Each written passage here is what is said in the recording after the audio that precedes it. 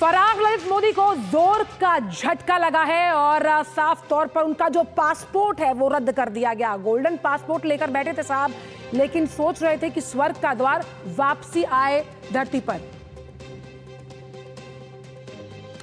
आपके नेताओं के घर के पास किसानों का डेरा, यानी कि तमाम जो किसान प्रदर्शक हैं वो अब आप नेताओं के घर का घेराव करने वाले हैं। मान साहब के साथ तल्खी लगातार बढ़ती हुई नजर आ रही है।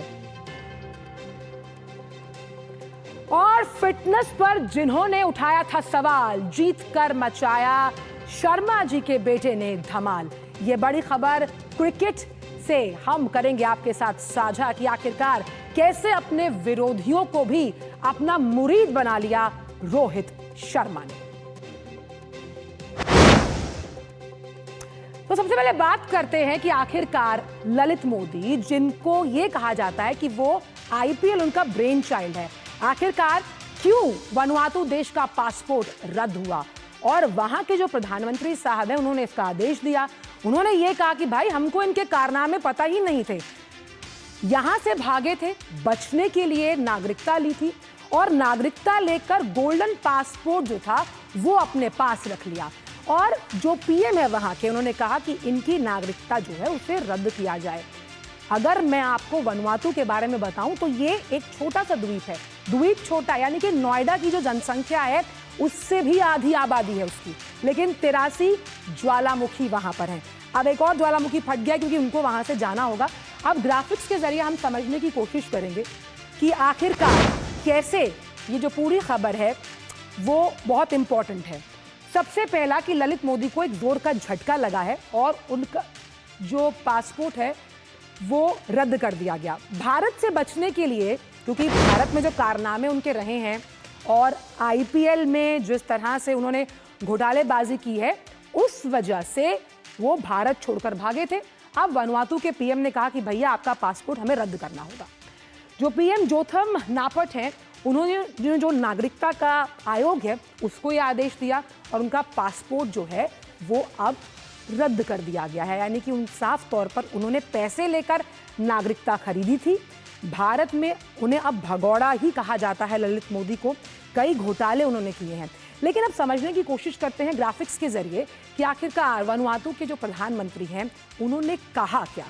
उन्होंने कहा कि जो तमाम मीडिया के द्वारा खुलासे किए गए उसके बाद उनका पासपोर्ट रद्द करने का आदेश दिया गया है वहां के प्रधानमंत्री द्वारा। और प्रत्यर्पण से बचने के लिए ये पूरी कवायद रची गई, यानी प्रत्यर्पण से बचने के लिए कि कहीं एक्स्ट्राडिशन ना हो जाए, मैं फंस ना जाऊं, और आवेदकों को वैध कारणों से ही नागरिकता देनी चाहिए। यानी जिस आवेदक ने या उसने जो कारण दिया है उस कारण की वैधता को भी जांचना जरूरी है। वैध कारण में अगर प्रत्यर्पण से बचना है, यानी आप एक्स्ट्रेडिशन से बचना चाहते हैं, तो भैया फिर आप वनुआतू नहीं रह सकते। और ललित मोदी का इरादा क्या था? इरादा नेक तो नहीं था, इरादा था प्रत्यर्पण से बचने का। लेकिन वो कहते हैं कि अगर आपने नागरिकता कहीं ना कहीं ली है लेकिन आपने सौदा किया नैतिकता का, तो आपको ये सौदा बहुत महंगा पड़ेगा। अब ये पूरा मामला क्या है ये समझते हैं। पहले समझते हैं कि ललित मोदी हैं कौन। 2010 में आईपीएल के करप्शन का आरोप है। हालांकि IPL was the brain child of Lalit Modi. Mauritius की कंपनी को वर्ल्ड स्पोर्ट्स का ठेका दिया, यानी सब कुछ स्पोर्ट्स के लिहाज से किया, और आईपीएल का 425 करोड़ का ये ठेका था जो ललित मोदी ने दिया। और ललित पर 125 करोड़ रुपए का कमीशन का आरोप है, यानी उन्होंने बीच में से पैसा खाया। और आईपीएल में खिलाड़ियों की अगर बात की जाए तो जो उनकी बोली लगाई जाती है उसमें भी साहब ने हेराफेरी की। 2010 में बीसीसीआई ने ललित को सस्पेंड किया और 2010 में ही भारत से भागकर लंदन चला गया ललित मोदी। अब जो ईडी है उसने ब्लू कॉर्नर नोटिस भी जारी किया इनके खिलाफ। 2011 की अगर बात की जाए तो बीसीसीआई ने एक जांच समिति बनाई और मनी लॉन्ड्रिंग और फेमा के जो तमाम नियम हैं उनका उल्लंघन का भी मामला ललित मोदी पर बनता है। और अपने कई अफेयर्स के लिए भी बॉलीवुड में ललित मोदी जाने जाते हैं, अच्छी खासी पार्टीज के लिए। हमारे साथ हमारे सहयोगी अनिल थॉमस जुड़ गए हैं। अनिल, वो कहते हैं कि अगर आप कुछ भी नैतिक आधार पर गलत करते हैं, उसका खामियाजा आपको भुगतना पड़ता है। अब जो ये पासपोर्ट ललित मोदी का रद्द किया गया है, क्या फैक्टर्स रहे और अब आगे की राह ललित मोदी के लिए कितनी मुश्किल होने वाली है? देखिए, सबसे पहले समझना होगा कि ये जो द्वीप है, ये जो आइलैंड्स है, ये आइलैंड्स कहाँ मौजूद है। ये ऑस्ट्रेलिया और न्यूजीलैंड के बीच, अगर बात करें ऑस्ट्रेलिया और फिजी के बीच ये आइलैंड्स आते हैं, और यहाँ गोल्डन मेंबरशिप होता है या फिर गोल्डन सिटीजनशिप होता है, जहां आप एक भारी मात्रा में पैसे लाए और इसके आधार पर और आप इन्वेस्टमेंट करें वहां, जिसके आधार पर ये आपको सिटीजनशिप मिलती है। और ललित मोदी ने बिल्कुल पिछले हफ्ते ही अपने पासपोर्ट को सरेंडर करने के लिए लंदन हाई कमीशन गए थे। भारत के वहां हाई कमीशन गए थे और वहां उन्होंने अपना पासपोर्ट सरेंडर किया था।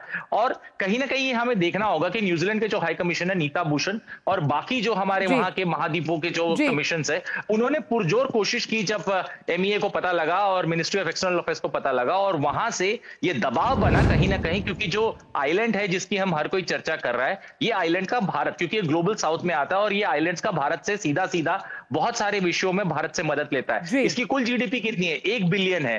मतलब अगर देखें तो एक छोटा सा देश, नोएडा से भी आधी जनसंख्या है।